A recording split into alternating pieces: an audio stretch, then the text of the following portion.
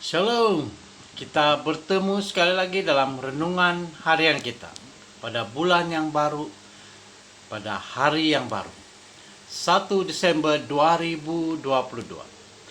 Tanah yang dijanjikan kepada Abraham. Tuhan, Allah yang mempunyai langit, yang telah memanggil aku dari rumah ayahku serta dari negeri sanak saudaraku, dan yang telah berfirman kepadaku, serta yang bersumpah kepadaku demikian, kepada keturunanmu lah akan kuberikan negeri ini. Kejadian 24 ayat 7. Tanah yang dijanjikan kepada Abraham pertama kali telah direkodkan dalam Kejadian 12 ayat 7. Abraham telah mengembara jauh dari Mesopotamia ke tanah Kanaan.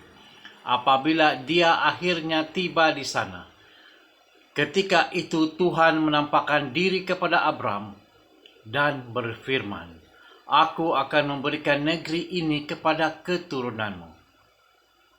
Bertahun-tahun kemudian, apabila Abraham mencari seorang istri bagi anak mukjizatnya Ishak, dia menceritakan kepada hambanya, "Tuhan, Allah yang punya langit, yang telah memanggil aku dari rumah ayahku, serta dari negeri sanak saudaraku, dan yang telah berfirman kepadaku, serta yang bersumpah kepadaku demikian, kepada keturunanmu lah akan kuberikan negeri ini." Oleh itu tanah di mana Abraham berdiri, yang pada ketika itu dikenali sebagai tanah Kanaan, menjadi tanah yang dijanjikan. Selain kubur yang dibelinya untuk keluarganya, Abraham tidak pernah mempunyai pemilikan sebenar ke atas tanah itu dan terpaksa hidup dengan iman. Karena iman, ia diam di tanah yang dijanjikan itu seolah-olah di suatu tempat asing, di suatu tanah asing, dan di situ ia tinggal di kemah dengan Ishak dan Yakub, yang turut menjadi ahli waris janji yang satu itu.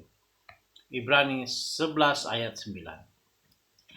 Tanah itu tidak menjadi milik Israel sehingga 400 tahun kemudian di bawah Yosua. Atas sebab ini, Patriark harus hidup dengan iman bahwa suatu hari nanti Tuhan akan melakukan apa yang Dia telah janjikan. Bukan sahaja mereka mempunyai iman bahwa Tuhan yang setia akan memberikan mereka tanah yang dijanjikan itu di bumi, tetapi juga tanah yang kekal di surga di atas. Patriark mengakui bahwa mereka adalah orang asing dan pendatang di bumi ini. Sebab mereka yang berkata demikian menyatakan bahwa mereka dengan rindu mencari suatu tanah air. Kadangkala kita menyanyi, "Dunia yang fana bukanlah rumahku.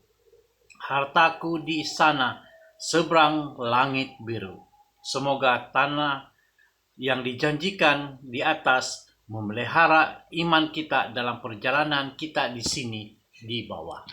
Mari kita berdoa. Yalah Bapa kami yang bersama di surga, puji Tuhan karena telah memimpin kami pada masa yang lalu dan juga sehingga ke masa ini. Terima kasih Tuhan atas renungan pada hari ini. Dalam nama Yesus kami berdoa. Amin.